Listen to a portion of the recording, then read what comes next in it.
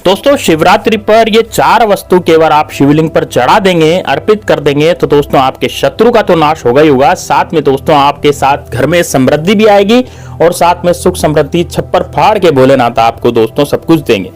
लेकिन दोस्तों यदि आपको लगता है कि आपको बहुत ज्यादा शत्रु परेशान करता है, शत्रु विरोधी आपकी जिंदगी में तबाही मचा रहा है, शत्रु विरोधी के कारण आप जिंदगी जी नहीं पा रहे हैं, ठीक तरीके से आप कोई काम नहीं कर पाते हैं, कोई भी काम करते हैं तो उसमें रुकावटें आती है, रुकावटें आने के कारण आपके बाधा उत्पन्न हो जाती है, आपके बाधाओं के कारण जो है शत्रु जो है वो बहुत ज्यादा आपको बहुत ज्यादा दुखी कर देता है और शत्रुओं के कारण ही आपकी जिंदगी जो है दोस्तों वो झंड बन गई है, यानी कि शत्रु के कारण आपकी जिंदगी बहुत ज्यादा बेकार हो गई है। यदि आपको ऐसा लगता है तो दोस्तों आप केवल मात्र ये वाला उपाय कीजिए, इस उपाय को करने मात्र से आपकी जिंदगी बहुत अच्छी हो जाएगी। और उपाय कब करना है? शिवरात्रि पे। 15 फरवरी को शिवरात्रि आने वाली है और शिवरात्रि के दिन यदि आप इस तरह का प्रयोग करते हैं तो दोस्तों समस्त तरह के शत्रुओं का तो नाश होगा ही होगा, साथ में सुख समृद्धि भी आपका हाथ पकड़ेगी।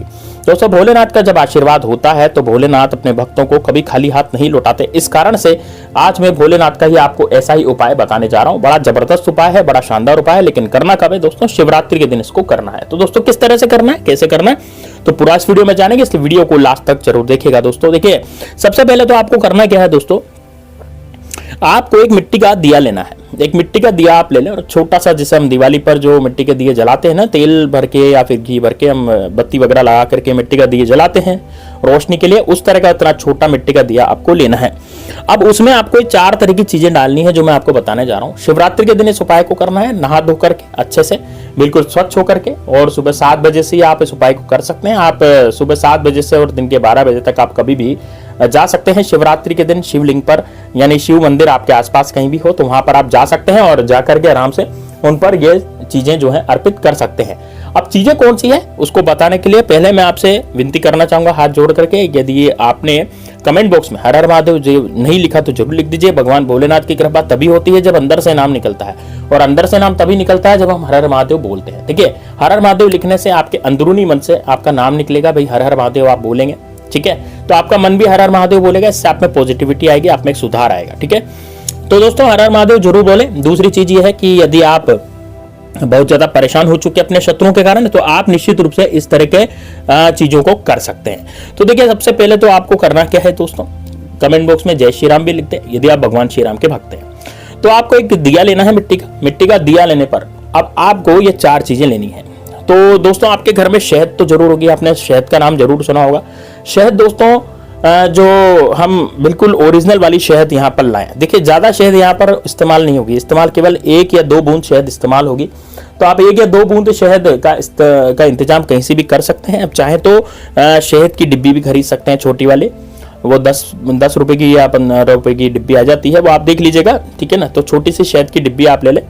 तो शहद की डिब्बी एक तो सामग्री ये हो गई। दूसरा हुआ दोस्तों तिल। तो तिल दोस्तों 2 तरह के होते हैं, एक होता है सफेद तिल, एक होता है काला तिल। तो आपको यहाँ पर जो इस्तेमाल कर रहे होंगे वो होंगे काले तिल। तो थोड़े से काले तिल, यानी कि आप जैसे आप गिन भी सकते हैं, जैसे 9 काले तिल या 11 काले तिल आप गिन सकते हैं। तो वो काले तिल भी आप इंतजाम करें। ये पाठ पूजा की सामग्री जहां पर मिलती है उस दुकान पे काले तिल आपको आसानी से मिल जाते हैं, तो वहीं से आप काले तिल ले लें, ठीक है। तीसरी चीज है दोस्तों यहाँ पर हरी इलायची। अब देखिए दोस्तों, इलायची भी 2 तरह की होती है, पीली कलर की, एक होती है बड़ी इलायची का डोड़ा, काली जो इलायची होती है ना बड़ी इलायची, वो एक हरी इलायची होती है बिल्कुल ग्रीन कलर की, है ना, बिल्कुल हरे कलर की। देखिए, इलायची में भी 2 क्वालिटी आती है। अब एक पीली सी इलायची आती है, एक बिल्कुल हरी इलायची आती है। तो आपको बिल्कुल हरी इलायची ढूंढ करके और यहाँ पर आपको रखनी है, ठीक है ना। तो हरी इलायची यदि आपके घर में है, क्योंकि वैसे जनरली सबके घर में चाय वगैरह बनती है तो चाय में इलायची का इस्तेमाल होता है, मिठाई वगैरह बनती है तो उसमें भी इलायची डाली जाती है, तो घरों में इलायची तो रहती है। तो यदि आप इलायची लेना चाहें तो आप हरी इलायची का इस्तेमाल वहां पर कर सकते हैं, ठीक है। और चौथी चीज है दोस्तों यहाँ पर इत्र।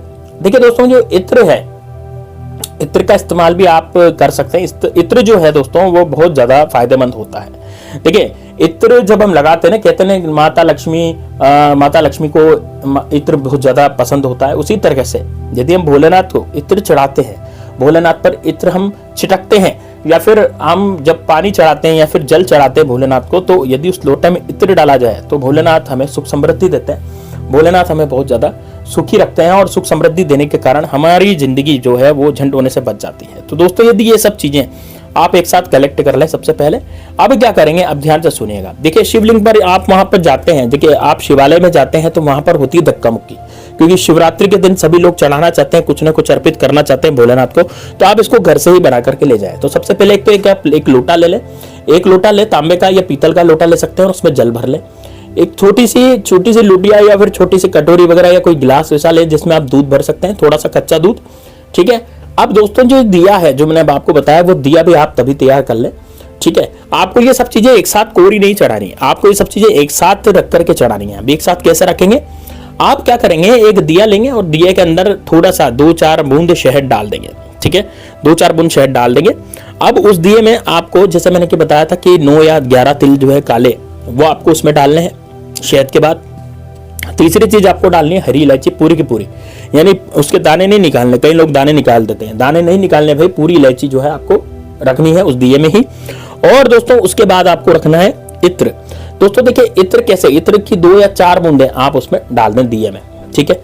अब ये दिया लेकर के आपको जाना है। अब आपके पास 2 ऑप्शन है, 2 ऑप्शन ये है कि आप क्या कर सकते हैं भाई, आप जल का जो लोटा है उसके अंदर ये सब चीजें डाल सकते हैं। जैसे मान लीजिए आपने शहद डाल ली, तो आपको ध्यान रखना है कि शहद की जब बूंदें आप डालेंगे ना लोटे में, तो नीचे वो जो जम जाएगी। जैसे बूंद आपने डाली शहद की, तो शहद की बूंद थोड़ी सी मतलब ऐसी होती है, टाइट सी होती है, मतलब कि वो गाढ़ी सी होती है, तो गाढ़ी होने के कारण वो नीचे बैठ जाती है लोटे पर, पेंदे पर, ठीक है। तो आपको उसको घोल लेना है, समझ रहे हैं आप। जब पानी आप बनाएंगे ना, तो लोटे के अंदर बूंद डाल करके घोल लेना, ताकि जो पानी जो है मीठा हो जाए। शहद डालने का मतलब क्या है, पानी को मीठा करना है ना।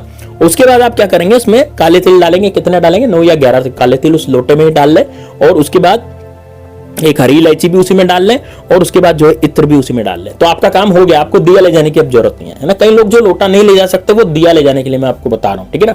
तो दोनों ही लोगों के लिए मैंने उपाय बताया है ना, जो लोटा ले जा सकता है और जो नहीं ले जा सकता, ठीक है। चलिए अब बात करते हैं किस तरह से ये क्या करना है, ठीक है ना। तो आपको करना क्या है दोस्तों, आपको सबसे पहले ये लोटा लेकर के जाना भगवान भोलेनाथ की शरण में, और वहां पर जाकर के आपको बोलना है कि मेरे शत्रु का नाश हो, मेरे जितने भी शत्रु हैं वो सब मेरा पीछा छोड़ दें, और मेरी जिंदगी में जो भी मैं तरक्की कर रहा हूं उसमें मुझे दिन दुनी रात चौगुनी आप तरक्की दो, और छप्पर फाड़ के मुझे पैसा मिले, और मेरी जिंदगी जो है वो बिल्कुल झंडे चल रही है, वो झंडे से बहुत अच्छी मेरी जिंदगी हो जाए। इस तरीके से आपको बोलना है, ठीक है। इस तरीके से आपको बोलना है, इस तरह से प्रार्थना करनी है भगवान भोलेनाथ से। और प्रार्थना करने के बाद दोस्तों आपको भगवान भोलेनाथ के चरणों को छू लेना है। उसके बाद क्या करना है, उसके बाद आपको ये सबसे पहले दूध का स्नान भगवान भोलेनाथ को कराना है, जो कच्चा दूध आप ले गए थे। उसके बाद आपको ये लोटा जो आपने चढ़ाया, तो इस लोटे से आपको ये पूरा जल जो है भोलेनाथ को समर्पित करना है। और अपनी इच्छा आपने बोली दी थी, आपको ढोक दे के विनती करके, और आपको बस अपने घर पे चले आना है। तो दोस्तों ये एक बड़ा जबरदस्त बड़ा चमत्कारिक प्रयोग है। इसको आप यदि करेंगे तो निश्चित रूप से आपके जो दुश्मन है वो तो नष्ट होंगे। साथ ही में दोस्तों माता लक्ष्मी भी आपसे बिल्कुल प्रसन्न रहेगी। तो इस प्रयोग को जरूर करें। इस प्रयोग को करके आप अपनी जिंदगी को बहुत अच्छी बनाएं, शत्रु विहीन बनाएं, यानी कि जितने भी शत्रु हैं वो आपसे पीछे हट जाएं और शत्रु कुछ भी आपका बिगाड़ नहीं पाए। तो इस तरीके से आप कर सकते हैं। ये उपाय बड़ा जबरदस्त है। कमेंट बॉक्स में बताइएगा कि आपने उपाय किया कि नहीं किया। महाशिवरात्रि आने वाली 15 फरवरी को, तो आप 15 फरवरी को ये उपाय जरूर कीजिएगा। चलिए दोस्तों मिलते हैं नेक्स्ट वीडियो में, तब तक के लिए जय श्री राम, जय बागेश्वर धाम सरकार, हर हर महादेव।